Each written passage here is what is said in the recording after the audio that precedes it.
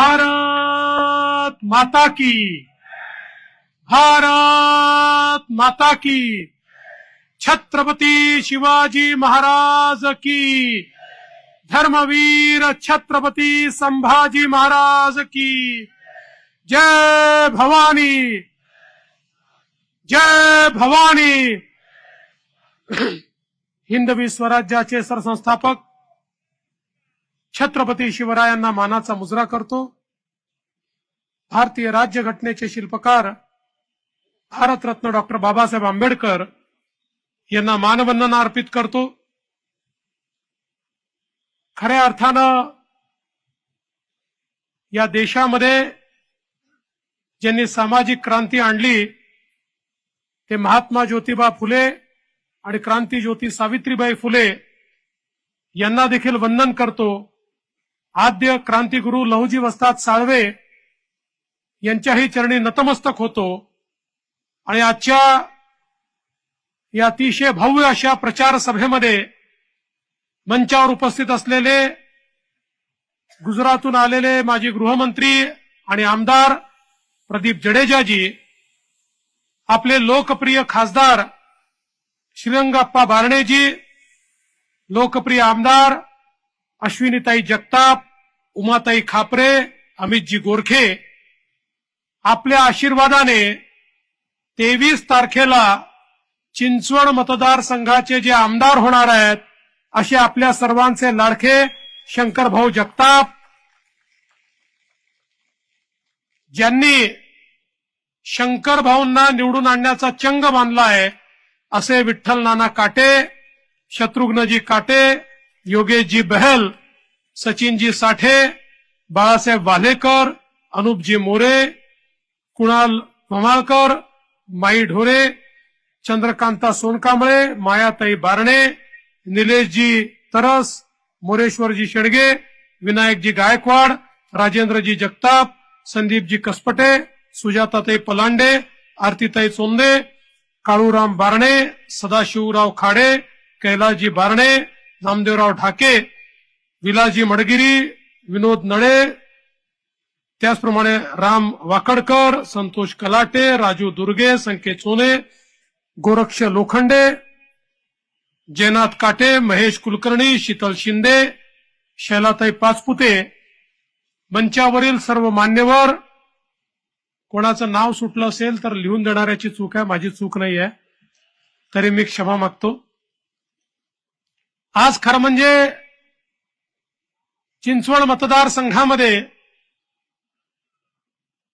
ही सभा घेत असताना साहजिकच आमच्या लक्ष्मण भाऊ जगतापांची मला आठवण येते। लक्ष्मण भाऊंनी पिंपरी चिंचवड शहर असेल किंवा चिंचवड मतदारसंघ असेल यामध्ये आपली एक आगळी वेगळी ओळख तयार केली। या शहराच्या विकासामध्ये, वाटचालीमध्ये एक प्रचंड मोठी भूमिका, एक सिंहाचा वाटा हा लक्ष्मण भाऊंचा राहिला आणि खऱ्या अर्थानं अतिशय कमी वयात आणि महत्वाच्या वेळी लक्ष्मण भाऊ आपल्याला सोडून गेले। पण मला या गोष्टीचं समाधान आहे की त्यानंतर माननीय अश्विनीताईंवर चिंचवडकरांनी विश्वास दाखवला आणि अश्विनीताईंनी देखील कमी वेळामध्ये अत्यंत उत्तम अशा प्रकारचं काम करून दाखवलं। अनेक या ठिकाणी चांगले निर्णय अश्विनीताईंच्या पाठपुराव्यामुळे झालेले आपल्याला पाहायला मिळाले आणि आता या निवडणुकीमध्ये लक्ष्मण भाऊंचंच कार्य पुढे नेण्याकरता आपण सगळ्यांनी या ठिकाणी शंकर भाऊंना उमेदवारी दिली आहे आणि मला विश्वास आहे की ज्या प्रकारे यापूर्वी लक्ष्मण भाऊंवर आणि अश्विनी वहिनींवर तुम्ही विश्वास दाखवला तसाच विश्वास शंकर भाऊवर देखील आपण दाखवाल आणि या चिंचवडच्या विकासाकरता, या विकासाचा आमदार म्हणून त्यांना आपण सगळे निवडून पाठवाल. या निमित्ताने मी नाना काटे यांचा देखील आभार मानतो. राष्ट्रवादी काँग्रेस, शिवसेना, भारतीय जनता पार्टी आपली युती आहे आणि युती धर्माचं पालन करत त्यांनी या ठिकाणी निर्णय केला की ठीक आहे, मला पुढे संधी मिळेल, पण आज युतीचं सरकार आणायचं आहे, त्यामुळे आम्ही सगळे पूर्ण ताकदीने शंकर भाऊच्या पाठीशी उभं राहू. आणि त्यांनी या ठिकाणी आपला फॉर्म परत घेतला आणि शंकर भाऊंना पूर्ण समर्थन दिलं. आज खरं म्हणजे त्यांनाही मी सांगू इच्छितो, या पुणे जिल्ह्यामध्ये आपल्या महायुतीचे जेवढे उमेदवार आहे, मग तो भाजपचा असो, तो शिवसेनेचा असो की तो राष्ट्रवादी काँग्रेसचा असो, त्याला निवडून आणण्याकरता युती धर्माचं पालन करत आम्ही सगळे जीवाचं रान करू आणि या ठिकाणी आपली सत्ता निश्चितपणे निवडून आणू. आज खरं म्हणजे पिंपरी चिंचवड या शहराचा जर आपण विचार केला तर देशातलं एक अतिशय वेगानं वाढणारं शहर आहे.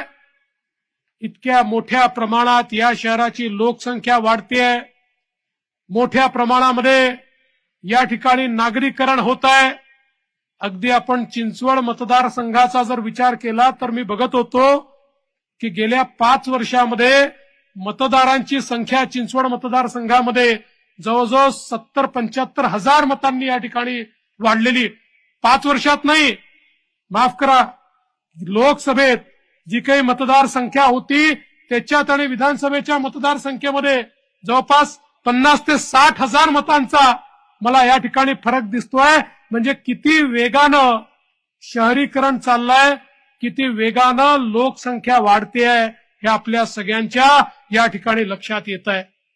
आणि म्हणूनच मागच्या काळामध्ये मी मुख्यमंत्री असताना आपण या लोकसंख्येचा विचार करत आंध्र धरणातनं 100 MLD पाणी या ठिकाणी दिलं आणि आता भामा आसखेडमधनं 107 MLD पाणी आपण उपलब्ध करून दिलं.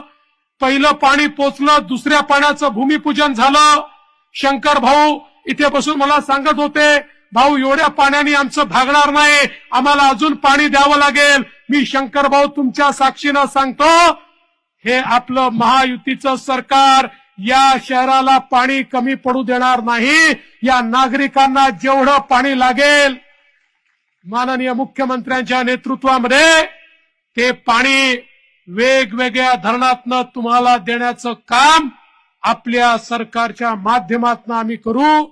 कारण शेवटी पिंपरी चिंचवड हे वाढतं शहर आहे, हे नागरीकरण या ठिकाणी होत आहे आणि त्या माध्यमातून पिण्याच्या पाण्याची समस्या ही मोठ्या प्रमाणात आपल्याला दूर करायची आहे. आमच्या अश्विनीताई सातत्याने पुनावळ्याच्या कचरा डेपोच्या संदर्भात त्या ठिकाणी विषय मांडतात. त्या संदर्भातले सगळे निर्णय ताई आपण घेतले आहेत. त्या ठिकाणी आपल्याला डेपो बंद करून तिथे कॅपिंग करून आणि चांगल्या प्रकारे त्या ठिकाणच्या लोकांना त्या कचऱ्यातनं मुक्ती द्यायची आहे. या संदर्भातला निर्णय देखील आपल्या सरकारने घेतला आहे आणि येत्या काळामध्ये आपल्याला त्या ठिकाणी देखील अतिशय चांगलं अशा प्रकारचं मैदान, गार्डन आणि इतर उपयोग हे होताना पाहायला मिळतील. खरं म्हणजे आज जर आपण बघितलं तर पिंपरी चिंचवड सारख्या आमच्या या शहरामध्ये सगळ्यात मोठी समस्या ही ट्रॅफिकची आहे. मागच्या काळामध्ये शिवाजीनगर पासून हिंजवडी पर्यंत आपण मेट्रोचं काम सुरू केलं. मोठ्या प्रमाणात मेट्रो आणि पीएमपीएलच्या माध्यमातून इथे पब्लिक ट्रान्सपोर्ट आपल्याला कसा उपलब्ध करून देता येईल हा प्रयत्न सुरू केला. आज मला सांगताना आनंद वाटतोय की मेट्रोचं जाळं तर आपण विणतोच आहे, पण आज सगळ्यात मोठी इलेक्ट्रिक बसेसची फ्लीट संपूर्ण देशामध्ये आपल्या पीएमपीएल कडे आहे की ज्याच्या माध्यमातून मोठ्या प्रमाणात एक परिणामकारक अशा प्रकारचं सोल्युशन काढण्याचा प्रयत्न आपण करतोय. पण हे सगळं होत असताना ही गोष्ट देखील खरी आहे की आज मोठ्या प्रमाणात या ट्रॅफिकचा सामना करावा लागतोय आणि म्हणूनच या पुणे शहराला सगळ्यात जास्त आवश्यकता कुठल्या गोष्टीची असेल तर ती पुणे रिंग रोडची आवश्यकता होती. पुण्यातला ट्रॅफिक रिंग रोड झाल्याशिवाय आटोक्यात येऊ शकत नाही, हे आम्ही लक्षात घेतलं आणि 20,000 कोटी रुपयाचा रिंग रोड हा पुण्याला मंजूर केला, त्याचं टेंडर केलं आणि आता येत्या काळामध्ये त्याचं काम आम्ही सुरू करतोय.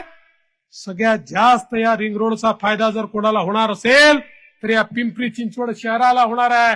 कारण तुमचा जो ट्रॅफिक आहे, तुमच्या ट्रॅफिकची जी समस्या आहे, ही समस्या त्या ठिकाणी दूर होणार आहे.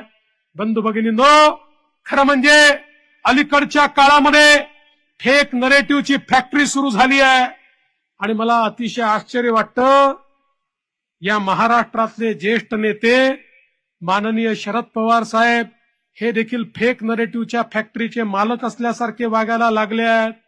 पवार साहेब, तुमच्याकडनं तरी ही अपेक्षा नाहीये.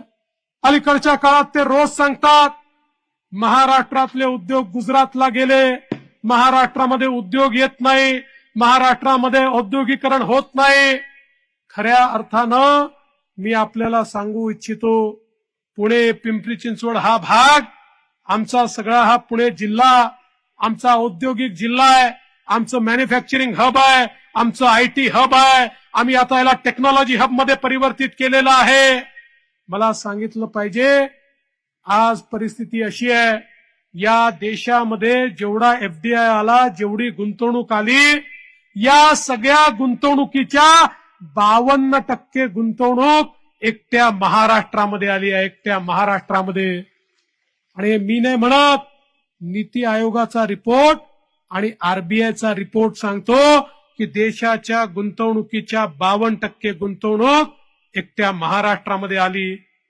आज आपण बघा, 2014 ते 19 आपलं सरकार होतं, पूर्ण 5 वर्ष महाराष्ट्राला आम्ही गुंतवणुकीमध्ये पहिल्या क्रमांकावर ठेवलं.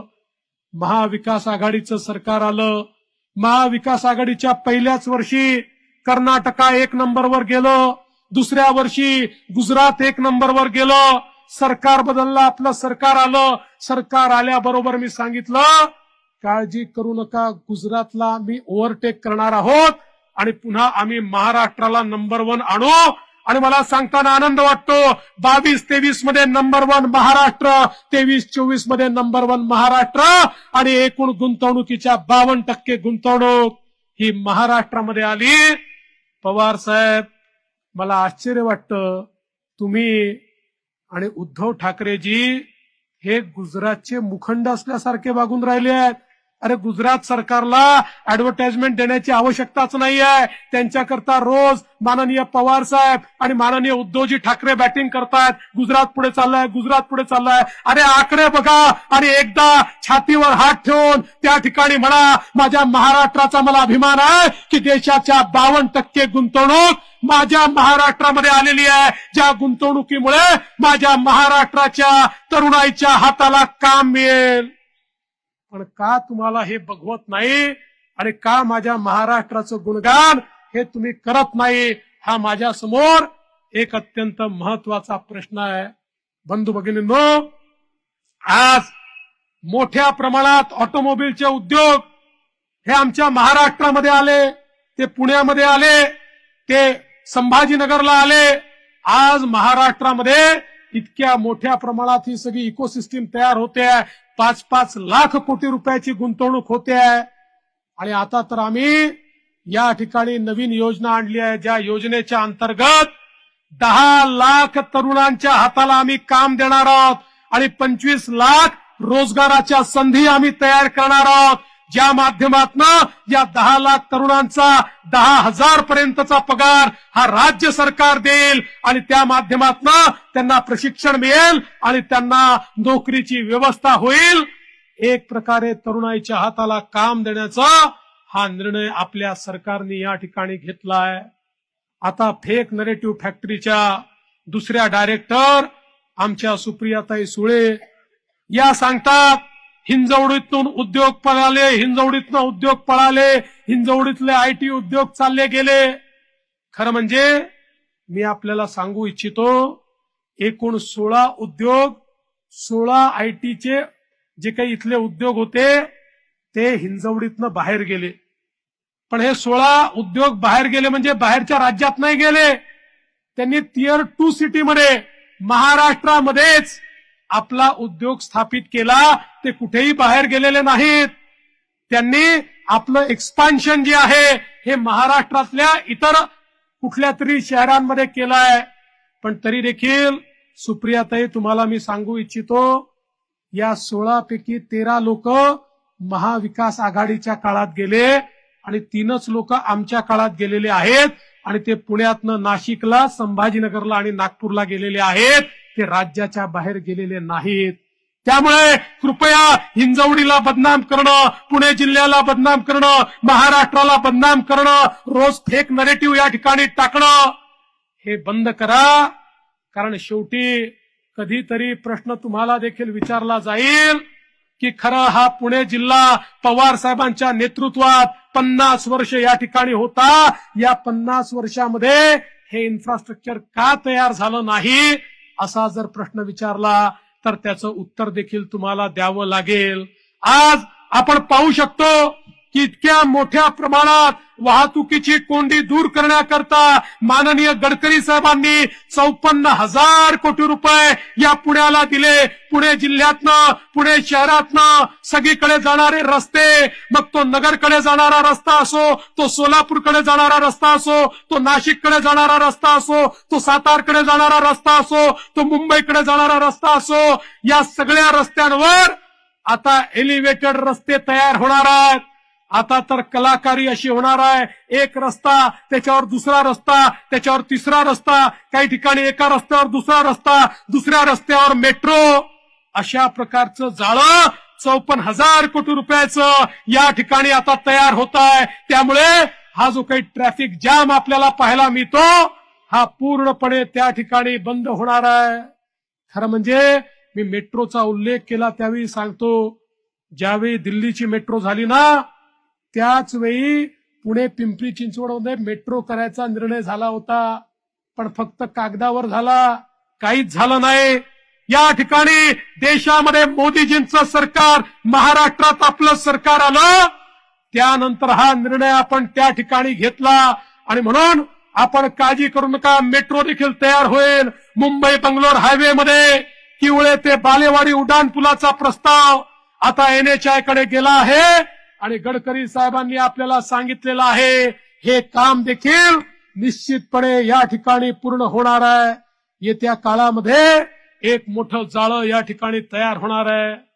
ज्या मैदानावर आपण आहोत इथल्या लोकांची अपेक्षा आहे, 28 एकराची जागा आहे, या ठिकाणी खेळाचं मैदान झालं पाहिजे, उद्यान झालं पाहिजे. पोलिसांनी मागणी केली आहे उर्वरित जागा त्यांनाही मिळाली पाहिजे.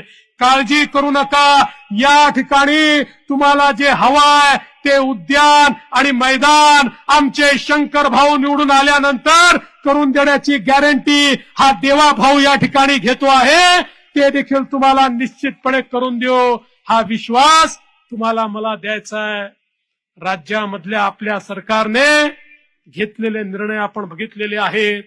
माननीय एकनाथराव शिंदेजी, अजितदादा पवार आणि मी, आमची ही त्रिमूर्ती आहे. ही त्रिमूर्ती ज्या प्रकारे राज्यामध्ये सातत्याने लोकोपयोगी निर्णय घेते आहे, महिलांकरता घेतलेले निर्णय, लेक लाडकी सारखी योजना असेल किंवा या ठिकाणी आमच्या महिलांना एसटी मध्ये 50% फ्री प्रवास असेल किंवा आमच्या मुलींना त्या ठिकाणी मोफत शिक्षण असेल किंवा लाडकी बहीण योजना असेल, प्रत्येक योजना आमच्या महिलांच्या जीवनामध्ये परिवर्तन करणारी योजना आहे. खरं म्हणजे मुलींच्या मोफत शिक्षणाची योजना आपण आणली. या योजने आणता असताना आपल्या समोर एकच त्या ठिकाणी मुद्दा होता. देशाचे प्रधानमंत्री माननीय मोदीजी सांगतात, देशाला विकसित करायचं असेल तर देशाच्या लोकसंख्येच्या 50% हिस्सा असलेल्या महिलांना पहिले विकसित करा. मोदीजींनी बेटी बचाओ बेटी पढाओ पासनं तर या ठिकाणी लखपती दीदी पर्यंतच्या योजना आखल्या. आमच्या लाखो दीदींना लखपती बनवण्याचं काम मोदीजींनी केलं आणि म्हणूनच आम्ही देखील योजना तयार केल्या. आज घरामध्ये मध्यमवर्गीय आणि गरिबाच्या घरामध्ये एक मुलगा असेल एक मुलगी असेल, मुलाला ते शिकवतात आणि मुलीला सांगतात, बाई आता पैसे नाही आहेत, तुझ्या भावाला शिकवण्यात सगळे पैसे लागले, तू घरी बस, तुझं लग्नच करायचं आहे. अतिशय होनहार मुलगी असते, पण ती त्या टंचाईमुळे चणचणीमुळे शिकू शकत नाही. आता आम्ही निर्णय केला, त्या पोरीच्या आई वडिलांना सांगितलं, तुम्ही शिकवू शकत नाही, चिंता करू नका. पोरीचे मामा हे त्या ठिकाणी मंत्रालयात बसले आहेत, ते आता पोरीला शिकवतील आणि 2 लाख रुपये, 3 लाख रुपये, 4 लाख रुपये जी काही पोरींची फी असेल, ही सगळी फी आपल्या सरकारच्या वतीनं भरणं आपण सुरू केलं. लेक लाडकी योजनेमध्ये 1 लाखापर्यंत ज्या घरी मुलगी जन्माला येईल तिथे मदत करणं आपण सुरू केलं. आणि आता लाडकी बहीण योजनेमध्ये आपण या ठिकाणी 1500 रुपये महिन्याला देतो. कालच मुख्यमंत्र्यांनी घोषणा केली, तुमच्या आशीर्वादानं पुन्हा सरकार आलं की 2100 रुपये लाडक्या बहिणींना या ठिकाणी आपण देणार आहोत. पण मी माझ्या लाडक्या बहिणींना सांगू इच्छितो, जसे आम्ही तुमचे सख्खे भाऊ आहोत, तुमचे काही सावत्र भाऊ देखील आहेत आणि हे सावत्र भाऊ महाविकास आघाडीत बसले आहेत. का बरं सावत्र भाऊ? आम्ही घोषणा केली तर पहिले म्हणाले योजनाच होऊ शकत नाही. आम्ही योजना केली, पैसे देणं सुरू केलं, म्हणाले सगळ्यांच्या खात्यातच जाणार नाही. 2.5 कोटी महिलांच्या खात्यामध्ये, बहिणींच्या खात्यामध्ये पैसे गेले. या सावत्र भावांच्या पोटात दुखायला लागलं. हे कोर्टामध्ये गेले, अधिकृत यांचे प्रतिनिधी हायकोर्टमध्ये गेले आणि सांगितलं, लाडकी बहीण योजना, लेक लाडकी योजना, मोफत शिक्षण योजना, या सगळ्या योजना म्हणजे पैशाचा चुराडा आहे. या योजना बंद करा. पण काळजी करू नका, सावत्र भावांनी कितीही षडयंत्र केलं तरी आम्ही कोर्टामध्ये तुमची बाजू अशी मांडली की कोर्टाने सावत्र भावांना त्या ठिकाणी कुठलाही ऑर्डर दिला नाही. आमची योजना चालतच राहणार हे कोर्टाने सांगितलं आणि आमच्या बहिणींना नोव्हेंबर पर्यंतचे सगळे हप्ते त्यांच्या खात्यामध्ये आम्ही दिले. पण बहिणींनो, उद्धव ठाकरेजींनी तर घोषणाच करून टाकली की या ठिकाणी आमचं सरकार आल्यानंतर जुन्या सरकारचे सगळे निर्णय आम्ही रद्द करणार आहोत. म्हणजे चुकून यांचं सरकार आलं तर लाडकी बहीण योजना सगळ्यात पहिल्यांदा हे बंद करतील. हे सत्य त्यांच्या पोटातून ओठात आलेलं आहे. पण मला विश्वास आहे, या ठिकाणी आमच्या लाडक्या बहिणी आणि आमचे सगळे लाडके भाऊ यांनी निर्धार केलेला आहे, महाराष्ट्रामध्ये इन्फ्रास्ट्रक्चर तयार करणारी, महाराष्ट्रातल्या समाजातल्या विविध घटकांना मदत करणारी अशा प्रकारची आपल्या सर्वांचं लाडकं सरकार हे पुन्हा एकदा निवडून आणण्याचा निर्धार हा या ठिकाणी आपण सगळ्यांनी घेतलाय. आणि म्हणूनच तुम्हाला विनंती करण्याकरता आलो आहे, जो विश्वास तुम्ही लक्ष्मण भाऊंवर दाखवला, जो विश्वास तुम्ही अश्विनी वहिनींवर दाखवला, तोच विश्वास आता आमच्या शंकर भाऊंवर दाखवा. मी तुम्हाला शब्द देतो, शंकर भाऊंच्या पाठीशी उभा राहून या चिंचवड मतदारसंघातल्या आशा आकांक्षा आणि अपेक्षा मी पूर्ण करून दाखवेल.